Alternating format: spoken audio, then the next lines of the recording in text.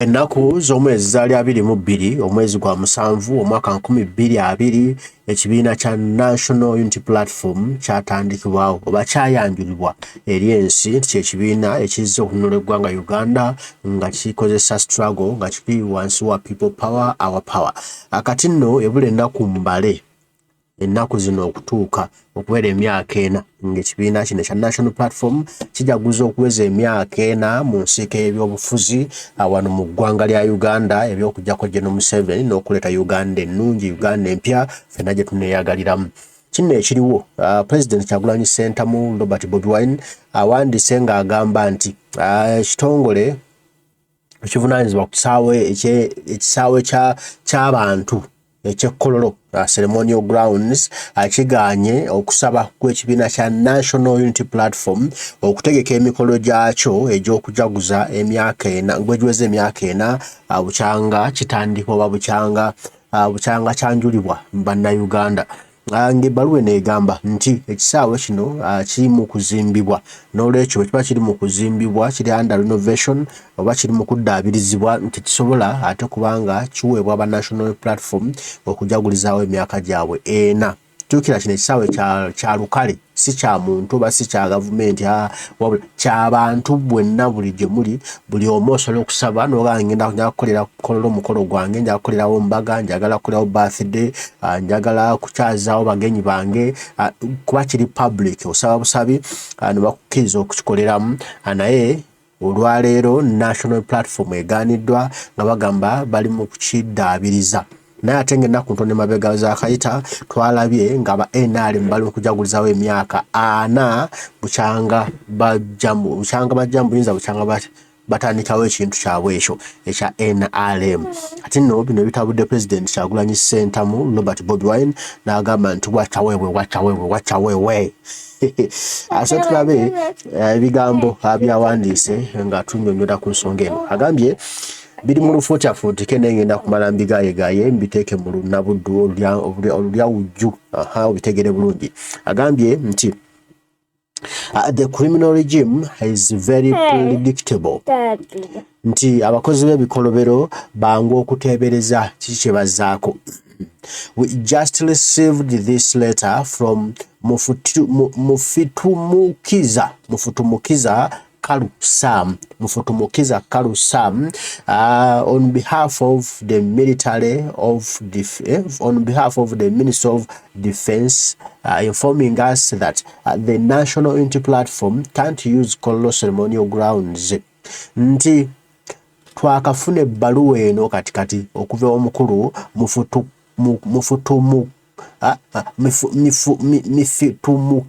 Mufutumukiza Kalu Sam kulwa ministry y'ebyokwerinda nga tugamba nti ab'ekibiina kya National Platform NUP People Power tetusobola kukozesa kisaawe eky'olukale oba eky'abantu bonna Kye Kololo ceremonial grounds because apparently there are ongoing infrastructure developments mbukubanga ebiseera bino waliwo okuddaabirizibwa okugenda mu maaso. The same grounds have been hosting different events including recently when they had an event to apparently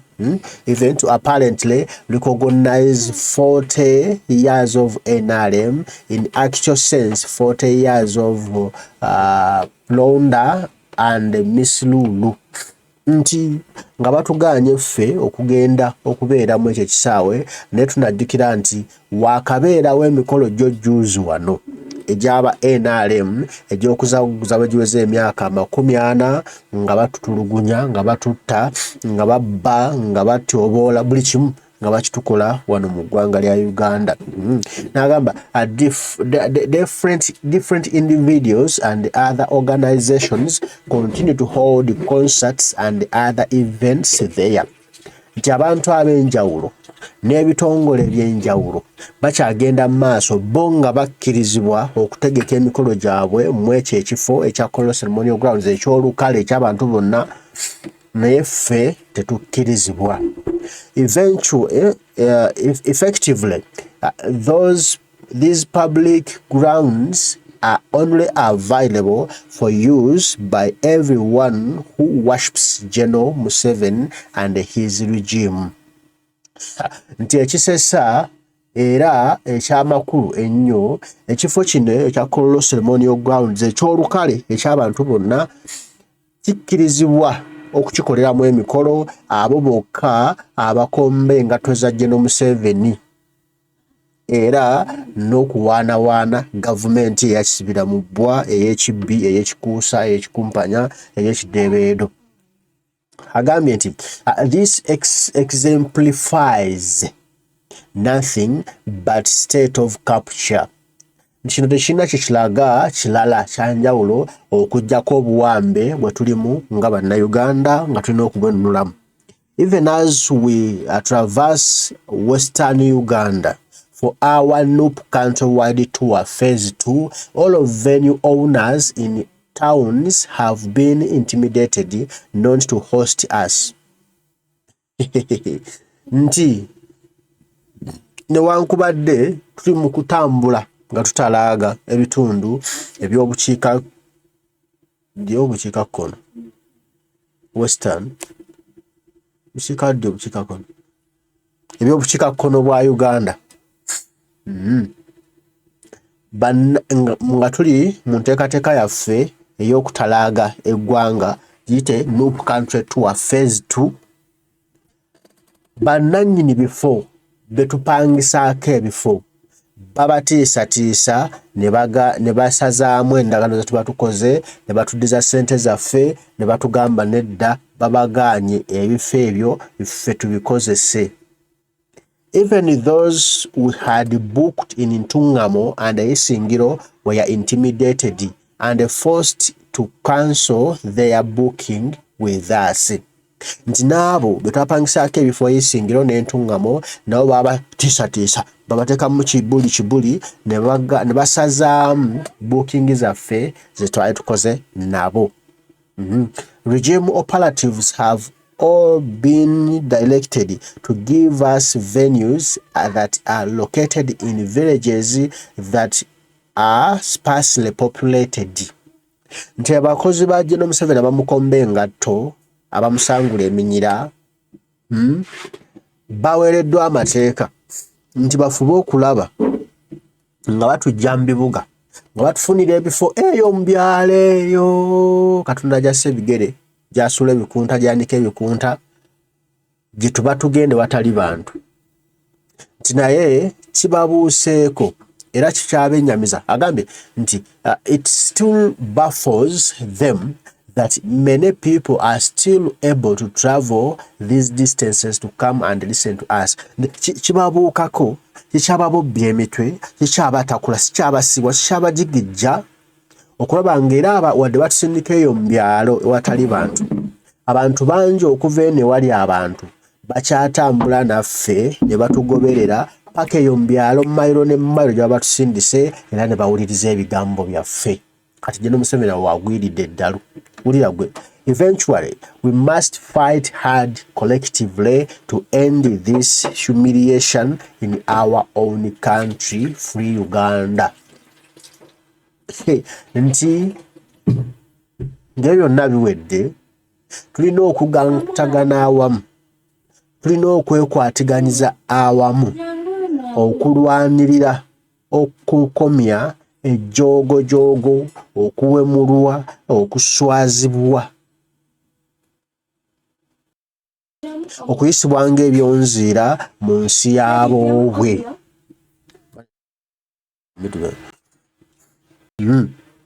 Anatuukako banatushalingirako ne ku Bankaluwa eweereddwa ekibiina kya National Platform the Republic of Uganda nga eyogera nti ekisaawe kino tekikkirizibwa kuweebwayo lwa kibiina kya national platform naye ate abalokole bakkirizibwa,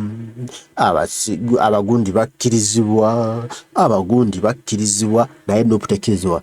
Ng'ebbaluwa egamba request to use Kololo ceremonial grounds to commemorate 4 years since the unveiling of the National Unity Platform scheduled 22nd July 2024.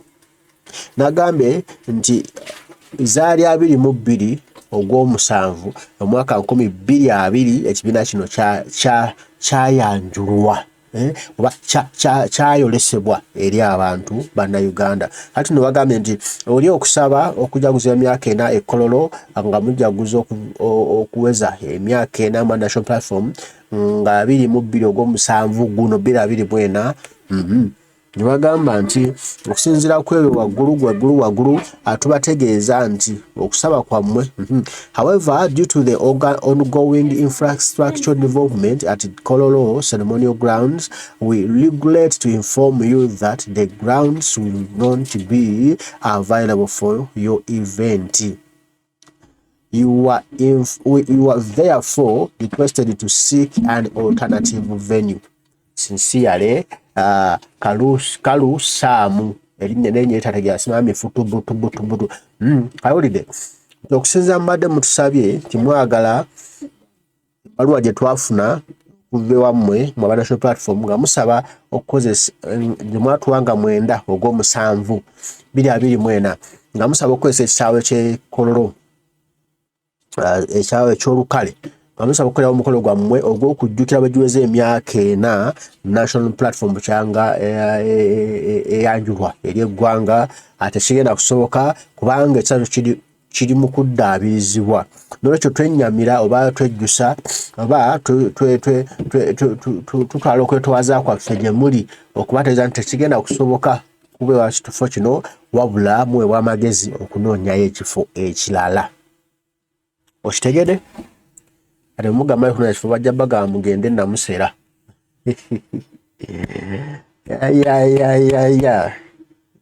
No mudido. Hai. Bwatyo nawako n'abantu abalala ne bannayuganda nabo ne boogirako ku nsonga bagamba kifunya gye nomega nagambe our style is different. They are yet to see what we are. Salutations, Mr. President. Okay. Enkola yaffe ya njawulo bagenda banaatera okulaba kiddala ekituufu kye tuli nga ffe abannansanalaalo unity leero platform leero kitegedde. Big eye star boss naga wamma wogopa generation Bobi, but very soon we shall overcome. Mutasubwa James nagamba soon immediately we are there Mr. President. Elizabeth Odowa nagamba nakimanya nti tebajja kukkiriza banafu nnyo naye nayagala tubalabise period very predictable bunch of nicompomps. Nti twamanya tebajja kukkiriza kolerawo mikolo naye twayagala tubalabise ensi etegedde esabyo kya buli omu bakiwamba kiri mu mikono gyabwe era nga bwe twasuubira bwe kivuddeyo. Akakoza Andrew n'agamba ekimala baganda bange tuzuukuke ffenna tubeereko oluggi lwetusamba nga abanyigirizibwa era nga 23 ffenna tuggwere ku paalamenti yaffe tuve mu kwetiitirira. Nozo kitegedde tuleka akajike tusamba omukwaya Joshua naga what I expected after all. Moshimo nagamba tebatubuza katengo just we are willing to put the celebrations on hold until the infrastructure development are complete. Fe twagala Kololo and we can partially wait. Kitegedde abaana beyagalira Kololo. Infrastructure development take place immediately. The national platform asks for permission to use the ground. Bano batya Nup ne badda ne mukati. Should we now ask them for Nambole? Aha. Omwana lese alternative. Baba tumye Kololo jeri under construction. Kati batuweka Nambole kubansubira kawedde o constructing nabe n'empira ati gi hosting bwayo. Kimini wabanga ba hosting empire Nambole kati eri free to use. At president n'abakulembeze we go for Nambole but we Nambole wagwan tugende Nambole oloko ulire embaga eno regime nko n'okwasamirira mwana bagambye buno okwasamirira kakati nno njagala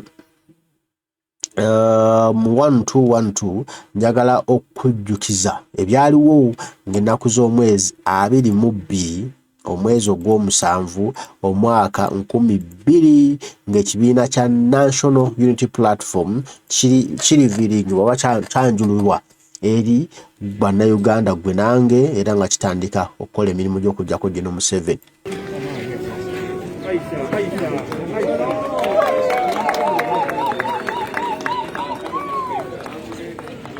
Thank you, ladies and gentlemen.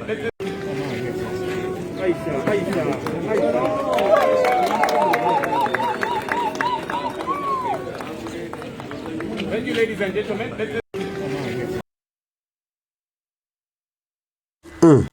Olunaku bwe lutyo bwe lwali ng'ekibiina kino kyanjulibwa eri eggwanga era ab'ebitiibwa bangi baaliwo akabonero k'okukozesa nga umbrella n'ekibiina vehicle gye tugenda okutambuliramu nga National Unity Platform kwolwo olunaku lwe yaggulwa oba lwe yayanjulibwa eri ggwe nange ffenna ne tutegeera kati waliwo ekibiina ekimanyiddwa nga National Unity Platform ekyakyagulanyi Ssentamu Robert Bobi Wine era nti kigguddwawo era kitandise okukola emirimu gy'okuggyako Gen. Yoweri Kaguta Museveni.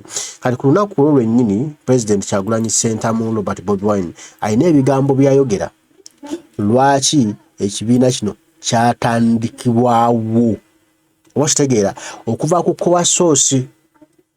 Kati byonna ebigenda mu maaso olwaleero bigenda mu maaso olw'ekyo oba olwa values ezo oba olwa ensonga ezo ezatandikisaawo ekibiina kino ekya National Unity Platform era nga ku lunaku luno lwennyini lwe kyatandikibwawo Kyagulanyi Ssentamu Robert Bobi Wine yawa ensonga 1, 2, 3 lwaki asazeewo okutandika ekibiina kino. Kuba ebibiina byaliwo bingi FDC, DPCP, biki NRM biki oyinza okubuuza lwaki teyayingira era bangi badde bakibuuza lwaki teyayingira eyo naye ansa zaaliwo nti bali bonna baali beekobaanye ne Nakyemalira era nga bwe guli olwaleero bali ne Nakyemalira okulaba nga balemesa Kyagulanyi okujja Museveni mu ntebe.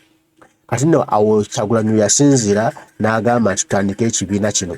Kati njagala nsonkuwe ku bigambo bye yayogera ng'atugamba ekitandikisizaawo ekibiina kino era kigenda tutuusawa nga ffe bannayuganda. Ladies and gentlemen, today we gather here yet again for another very important step in the liberation struggle of our country. When we started the People Power movement about 3 years ago, we had a lengthy discussion about whether or not to form a political party. Our discussions and debates led us to the conclusion that it was both untimely and unpractical to form a political party. And in any case, we were alive to the fact that the regime would foil any attempt to register People Power as a political party. And indeed, at the end of 2018, our legal team tried to reserve the name People Power just in case we needed to formally register at some point. But as I expected, we found that this name had been reserved and flagged, so we register it. Since then, we have continued to struggle as a political and social movement advocating for change in our motherland, Uganda. Therefore, while we believe so much in multi-party democracy, we knew and still know that the present circumstances have been largely restrictive of political parties. You have all observed in the past the challenges that have been encountered by our comrades in the FDC, in the DP, and other political parties. Our view has been that we should maintain people power as a political movement, and yes, as a glue that brings all Ugandans from different political formations advocating and struggling for change. As you all know, ladies and gentlemen, our mission has been and continues to be Mission 2021. Right from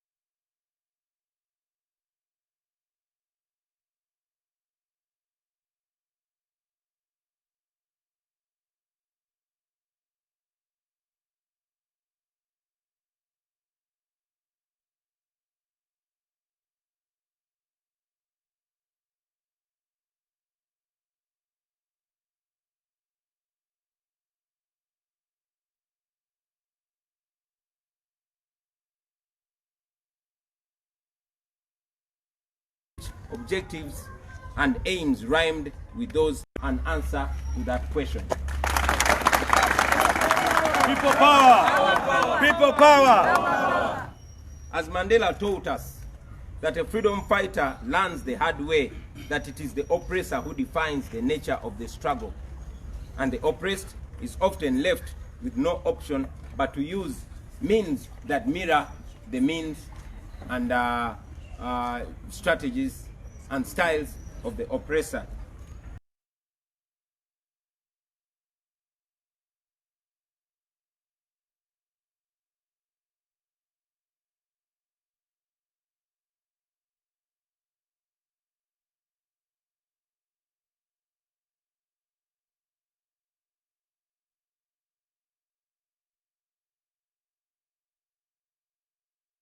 Ladies and gentlemen, today we gather here yet again for another very important step in the liberation struggle of our country.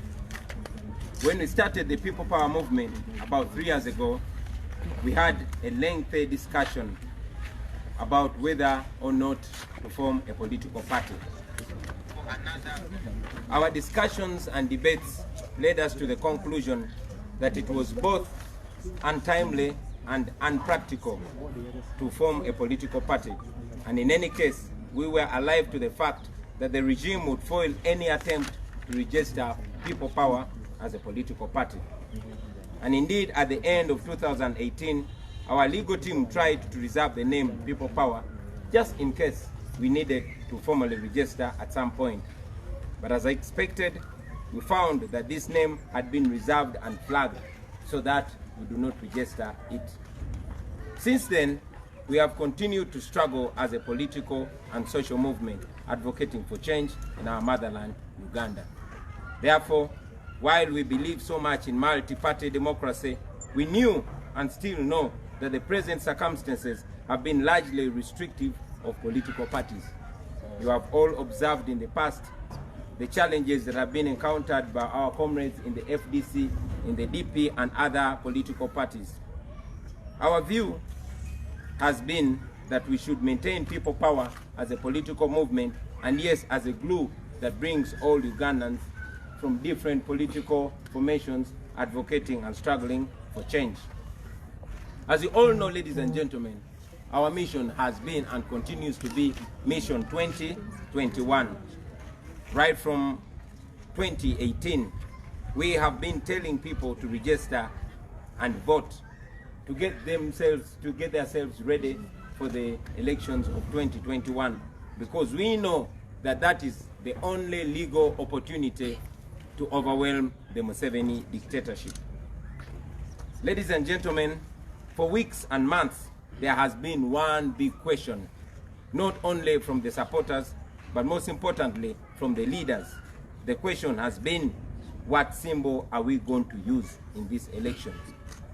A few weeks back, we unveiled the Election Management Committee of People Power, and yes, we have received more than 10,000 comrades expressing their desire to run under our platform.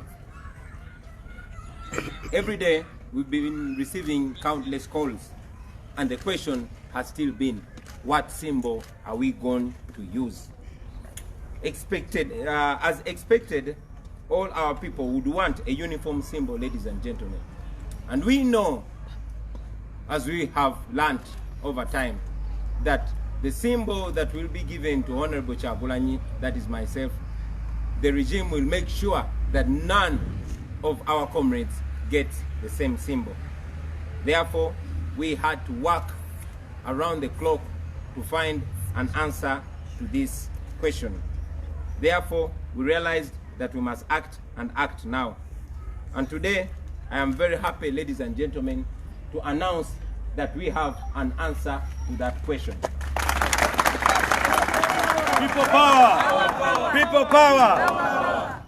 As Mandela taught us that a freedom fighter learns the hard way that it is the oppressor who defines the nature of the struggle, and the oppressed is often left with no option but to use means that mirror the means and strategies and styles of the oppressor. So having realized that the People Power movement would never be registered as a political party under the Museveni regime, it became very urgent and expedient for us to find a solution. A few months back, ladies and gentlemen, we predicted that we will find ourselves in the situation we are in today. So we silently set out to identify a platform which we would use to answer this question. Although many political organizations and parties had reached out to us, our first and most important criteria was to look for a formation which shares the values, aims, and objectives that we share as well. But there was a political organization whose message, objectives, and aims rhymed with those very close to us.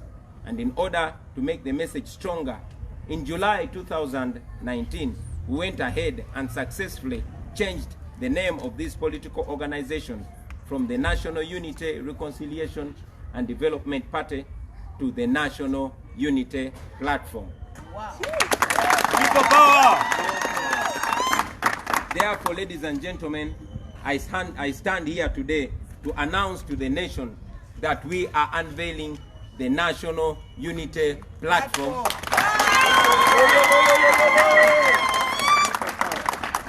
I'll say that again.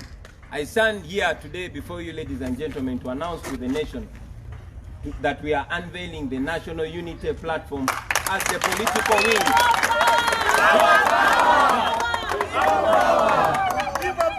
Our power. Our power. Our power. I'll say that again. That we are announcing to the nation that we are unveiling the National Unity Platform as the political wing of the People Power movement. The National Unity Platform is a duly registered political organization with the Electoral Commission, and the symbol is the umbrella.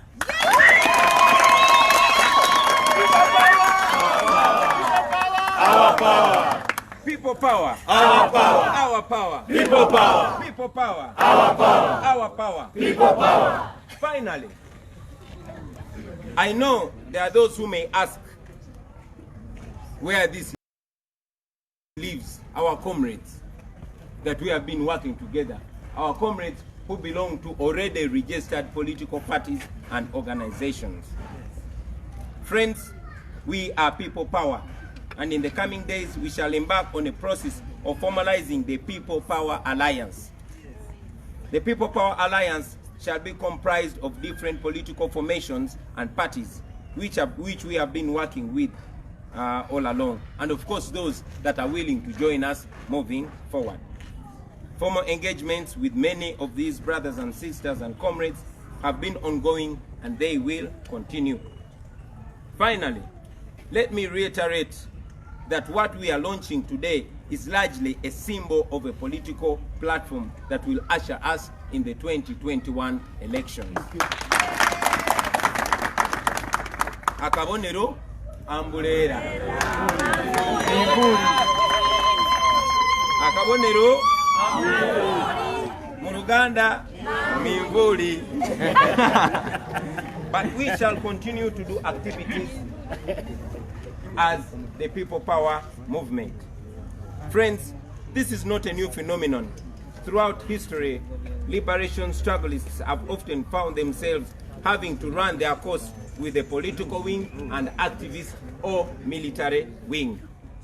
As the ANC of the great Nelson Mandela was a political party in South Africa, but they found themselves face to face with the realization that they had to form a military wing called Mkonto Usiziwe. The examples are so many throughout history, but in our case, we have consistently said that we are non-violent. We have no plans of establishing a military wing. Our military wing is the People Power movement, and our weapons are our words and our ideas, not arms of destruction and violence. To the candidates that have already picked the expression of interest elections, the Election Management Committee will be reaching out to you, and the details and guidelines will be given to you. Now, very finally, I want to salute Mzee John Bosco Chibalama, the immediate former president of the National Unity Platform. I want to thank you. Sorry, I had names mixed out. The immediate former president of the National Unity Platform is Mzee Moses Chibalama Nkonge. People power. People power. And sir, as I invite you to say a word, I want to salute you for your leadership and your vision and your humility, because the nation moving forward will know how a gentleman like you reached out to us and desired to give a contribution to the struggle of the country we all call home. So it's at this juncture that I want to invite you, sir, to say a word or two to the people of Uganda. I thank you. People power. Our power. Our power. People power. Olwo lwennyini lwe lunaku zaali 22 mwezi ogw'omusanvu omwaka 2020. ekibiina kya National Platform ekyayanjulibwa ensi okuva mu National Unity Reconciliation Party kitegedde nekidda mu National Platform kyali National Transformation Party nekidda mu National Unity Platform kwolwo Kyagulanyi yakyanjulira ensi kati ndowooza olabye katambi kano buli keetooloola waliwo yagamba bulijjo atugamba mbu twatandika ekibiina bamumujjukira musajja weeyo Masaka tewali waalabikira wadde waliwo wakalevu munne agamba twatandika ekibiina era naye weeyo Masaka tali wadde waalabikira waliwo aba DP bloka bano ba Mukaaku Lubega ne banne tebalinawo balaba Seggona tolinawo omulaba Betty Namboze tolinawo omulaba abo bonna abantu bulijjo abeesudiya kana akatambiko obaswaziza nti ebyaliwo nga kiggulwawo tebaaliyo bonna obonnaba baswadde kati nno wano tuba tugenda okukuza emyaka 4 bukyakitandikibwawo ng'ennaku z'omwezi 22 guno ne batumma ekifo Kye Kololo kati tugenda wa nze naawe abantu bagambye tugende e Namboole nejjukira nga ate 23 era guno tugenda ku Parliament March to Parliament kanya tufunemu ebigambo 2-3 ebyamuze ekibalama bye yagamba ku olwo ate awo tulabe ekiddako.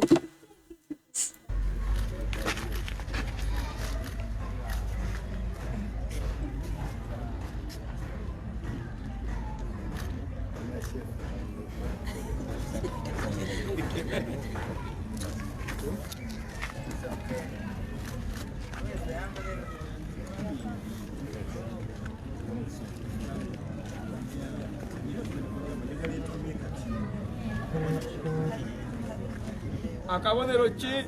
Umbrella. Good morning, ladies and gentlemen. Morning, sir.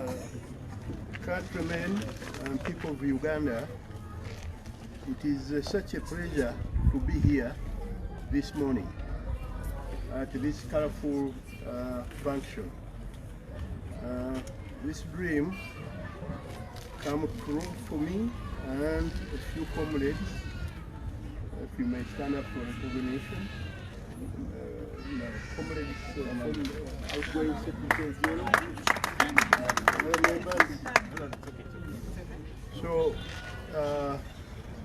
with whom we have started, we started what used to be called the National Unity, Reconciliation and Development Party. Since year 2004. Around December, that's when the party was formed, and being able to satisfy government requirements and or whatever is demanded of a political party. So our political party is very, very up to date. There's nothing lacking. There's nothing lacking there, whether accountability or anything is up standard. So we come here with clean hands. Wow. When the Honorable Kyagulanyi competed for the Chadondo East constituency, we did follow up him so closely. And we wondered what a young man, the message that he used to give out, almost echoing our inner feelings and the reasons why we had formed their political party. So we always admired Kyagulanyi Robert for that matter, because issues he was concerned with are issues of Ugandans of different ages, young and old. So we are very much concerned. We reached out to Kyagulanyi to find out whether he had come across our constitution, whether he had gone through our areas of thinking, admiration, and so on. So Kyagulanyi, since then, about 2 years now, we've been talking as friends, Ugandans, talking about issues that concern Ugandans here. So it became so easy and possible for us to chart out a program of why don't we join ideas together. He had to make a lot of consultations. He took his time, but we also went on with our normal running the party left and right throughout the country. It's only when my colleague Kyagulanyi came out recently on the phone that what did you offer? Is the offer still on the table? He said yes. If we are coming with our grouping and our people, we shall welcome you. And he did. He pushed the thing so fast, and we went through all the processes of handing over and clearing all necessary issues that would hold us back. And here we are today, where we come to unveil the cooperation, the merger, what to call it, of the People Power Movement and National Unity Platform.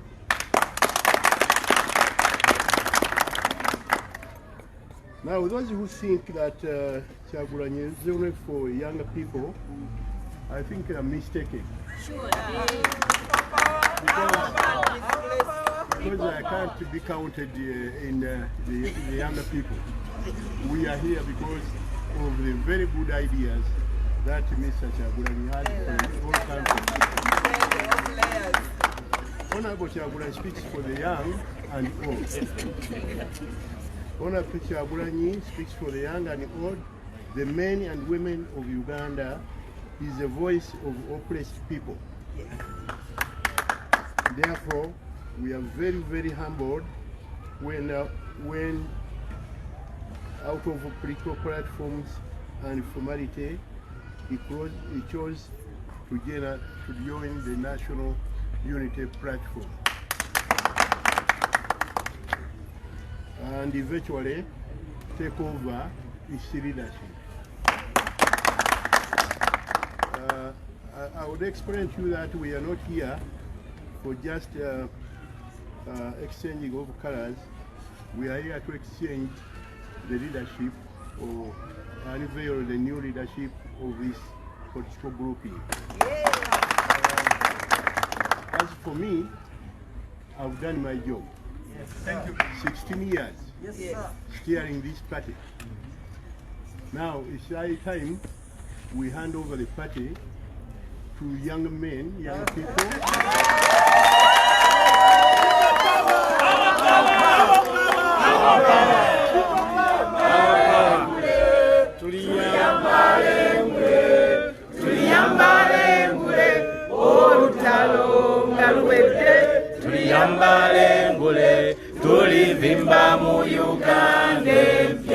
People power. Now I want to confirm to the country that recently we had a delegates conference at which Robert Kyagulanyi Sentamu and other comrades were elected as the new leaders of the National Unity Platform. As we speak now, I, Konge Moses, and my colleagues here, we stepped down since the day of the delegates conference. That was 14th of this month. And all formalities were sorted and ironed out. We signed all the necessary legal documents, and all the requirements with the Electoral Commission were registered. So Mr. Kyagulanyi is the new president of National Unity Platform.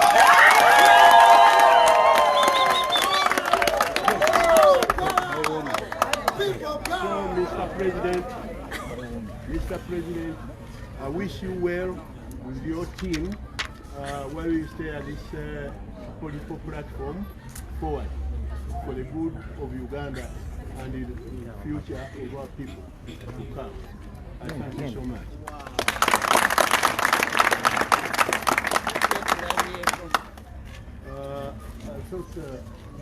I thought this umbrella should have been here so that I hand over officially while we witness.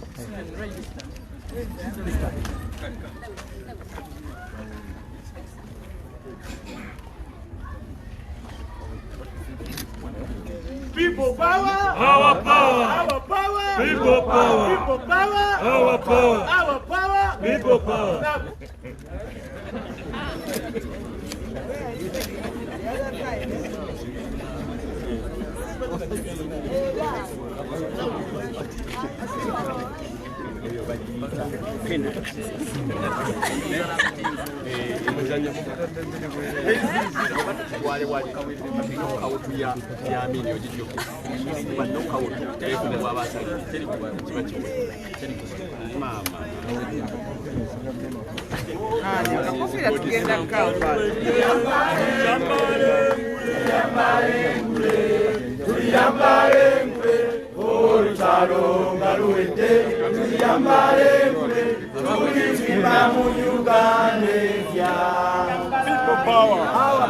People power. Our power.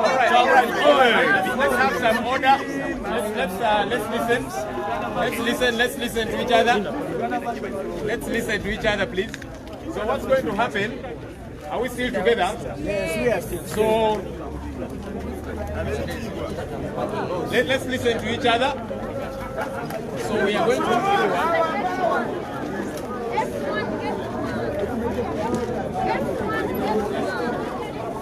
we are going to have Honorable Kye Center, the new president of the National Unity Platform. Let me invite his colleague members of Parliament. VP. Should have been online. Okay, all right. VP.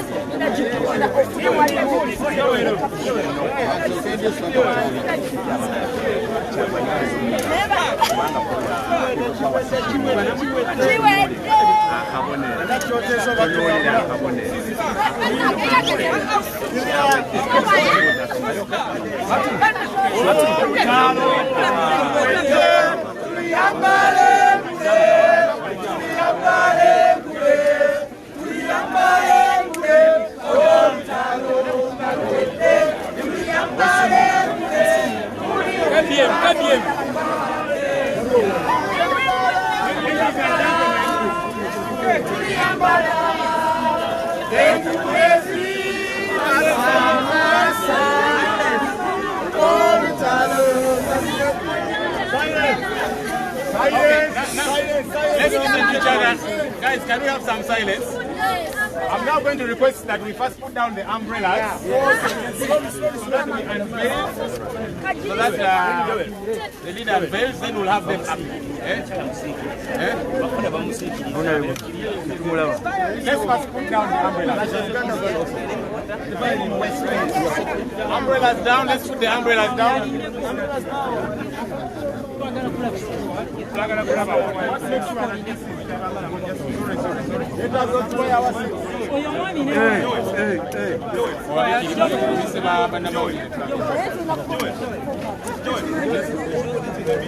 Come again? They're requesting that you move a bit so that the cameras get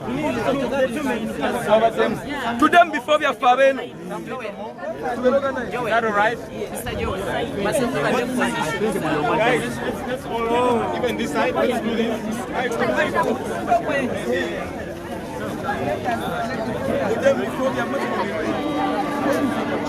Are we all right? Okay, let's have some silence.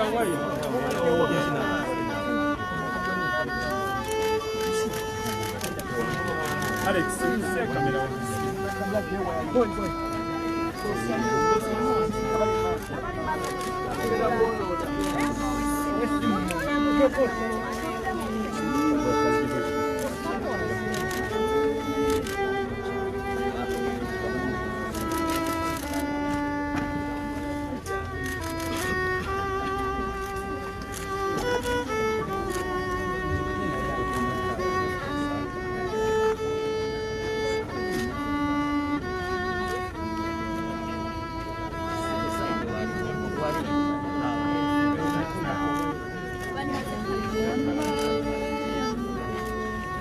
Thank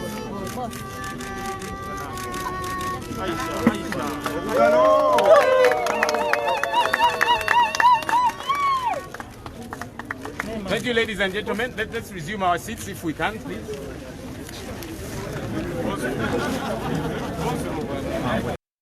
Kati ndowooza nange ne bwentema maze okujjukiza ekintu kino gye kyatandikira lwaki tusaanidde okujaguza bwe giweze emyaka ena egya National Unity Platform. Bwali bugubi, bwali bugigi, twayita mu bintu bingi nnyo okulaba nga kino kyabaawo. Naye abantu abaaliwo bo sportinga Muwanga Kivumbi yaliwo. Waliwo omwami Muwanga Kivumbi yaliwo? Yes, Muwanga Kivumbi yaliwo. Waliwo omubaka omwami ono gwe twakazikira taata we bana erinnya nga ligenze.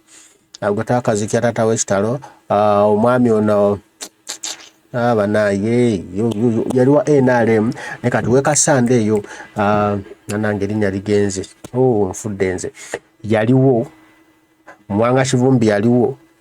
Balono gayi gwe bakwatira jjo eyo mitala w'amayanja era aweereddwa obabwa Kidandala naye yaliwo. Nkubuulira ku bakadde abaaliwo. Waliwo yali RDC kati mubaka wa Parliament owe Butambala. Nkubuulira abaaliwo mu bibiina ebikadde nga baaliwo ng'ekibiina kino kitandikibwa oba nga kyanjulibwa ensi. Kati bonna abadde bagamba bulijjo mbuno simanya nga tutandika ekibiina kyaffe banywe ku mazzi tebaaliwo.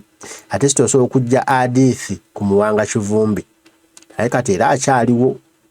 Wadde waliwo ebigenda mu maaso naye Muwanga Kivumbi akyaliwo. Oba okitegeera? Ono mukyala we Butambala akyaliwo. Erinnya kiri nzirukako. Aisha Kabanda akyaliwo. Oba okitegeera? N'aba abo be bantu abaaliwo. Omuntu gwesige nakwerabira yezzo Kaziwe Bashiru Mbazira yaliwo ne munnange yalya mangu. Shabi Malende yaliwo. Abantu abaaliwo balabye. Wano omusajja Haji muganda wo mugenzi mama lacherinnya amanya nasero ganzirukako. Nano Haji yali omubaka Segenya gyakikirira kati. Haji Latif Sebagala Sengendo naye yaliwo. Wadde yatuuka n'atagalamu naye yate yamaze n'akomawo kati mwagala bwa meeya bwe kawempe eyo naye ebyo tujja kulaba. Naye kati kyenjagadde okubajjukiza ekibiina kino nga kitandika oba nga kyanjulibwa ensi ebyaliwo nga President Kyagulanyi Ssentamu Robert Bobi Wine akyanjulira ensi n'abaaliwo. Kati waliwo bano abasajja bwe gyagamba nga ffe twatandika Nup. Mu kutandika Nup omwo mulimu Mpuuga tabangawo. Mulimu Medad Segona tabangawo yabisanga busanzi. Mulimu ono omusajja Mukakulubega tabangawo. Mulimu nono w'obulevu Dr. Abedi Bwaniko Mugalatiya ne tabangawo. Abo bonna bajja ne bakigwamu bugwi w'ebbu nga bategedde nno kimaze okukola ki okutoola.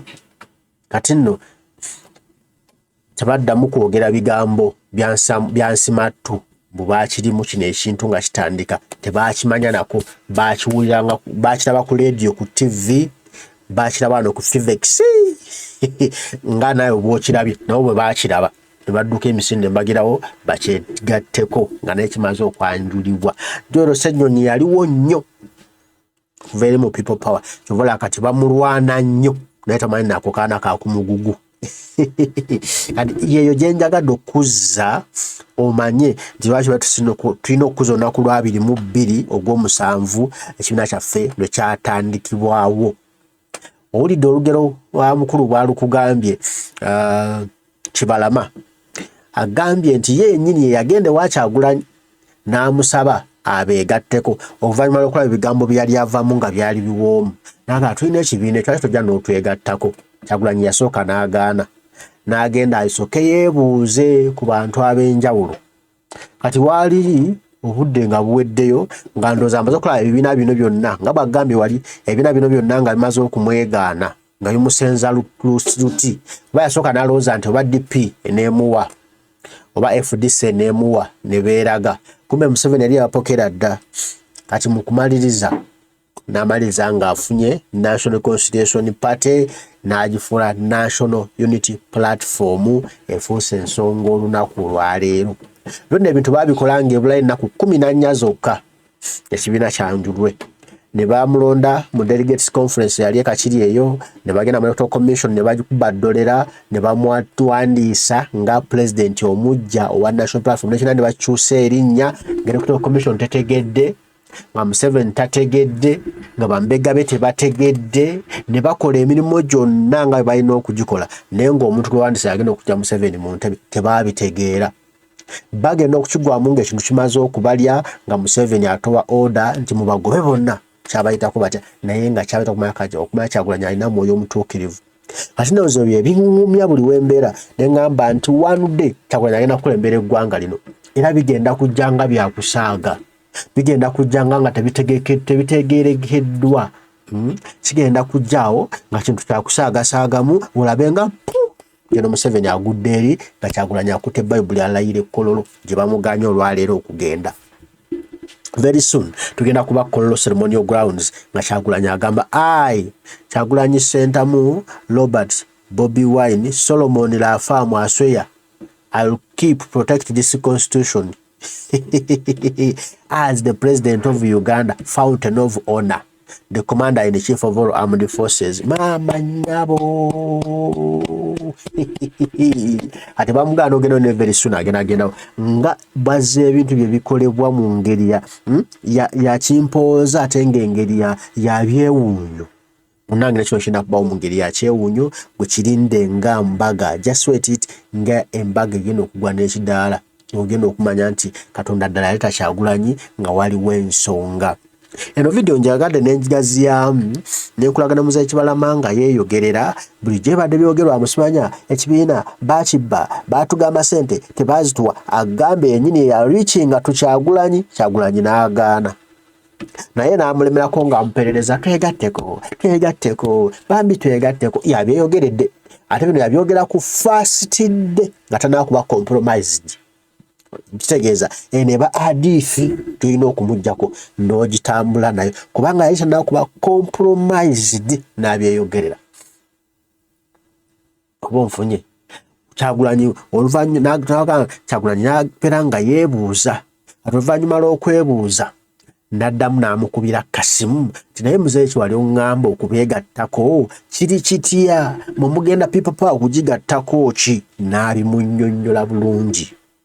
Kyagulanyi n'akkiriza n'afuuka member wa National Reconciliation Party era bwe yafuuka member delegates conference bwe yatuula ne bamulonda yeesimba okuba president ne alondebwa okuba president wa National Reconciliation Party ne bagenda mu electoral commission ne bagikyusa amannya nti National Unity Platform era ne bagiwa ne simbo jjukira okusimbo okusooka era yali umbrella ya National Reconciliation Party ne badiddamu bujja ne bagizza bujja mu bukulembeze obujja nga Secretary General Subongoya nga omumyuka we Aitha Kabanda Nalule ndowooza abantu abaali mu kintu kino nga kitandika bwe boogera osaana n'obawamu benefit of doubt nga boogedde Kabanda Nalule yaliyo n'alondebwa n'okuba deputy Secretary General Luwanga Kivumbi yaliyo abo be bantu boolina okuggyako ku kwadiifi era bala bo bakyali intact tebagenze mu guli omuyeye mini otino ba umuko ka respect baba aliwo naye zino enkwezenge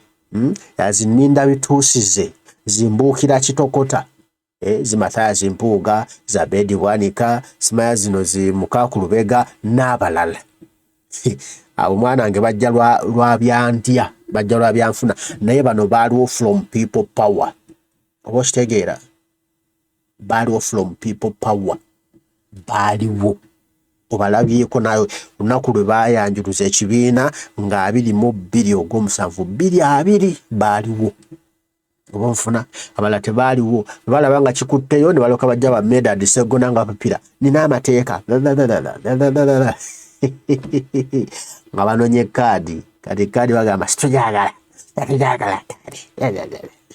Amamu wangu tujaguze emyaka ena bukyanga ekibiina kyaffe kitandikibwawo nakusoboza ennaku 22 omwezi guno gwennyini gwe tulimu. Ate bwe tuva mu kujaguza okutandika kw'ekibiina nga 23 March to Parliament wulira embaga 22 egenda kuba Monday then 23 lwe Lwokubiri olwa wiiki ejja nga tuva eno mu kujaguza emyaka ena egya National Platform ne tuyingira butereevu wali mu March to Parliament n'ompulirira embaga. Kale mbaagala nnyo ndowooza sibayisiza bubi olugendo lutambudde bulungi mbajje wa president ne mbajjukiza namboole bina kololo biki ne mbajjukiza ekintu bwe kyatandika era lwaki tulina audacity okukikuza oba okukijaguza National Unity Platform.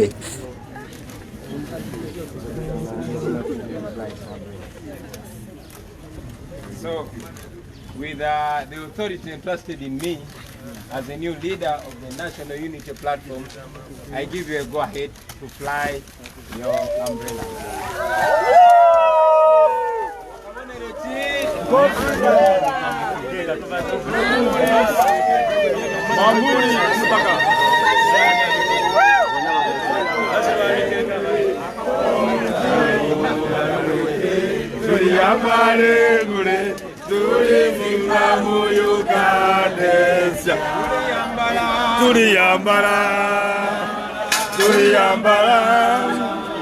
Engulezi masasa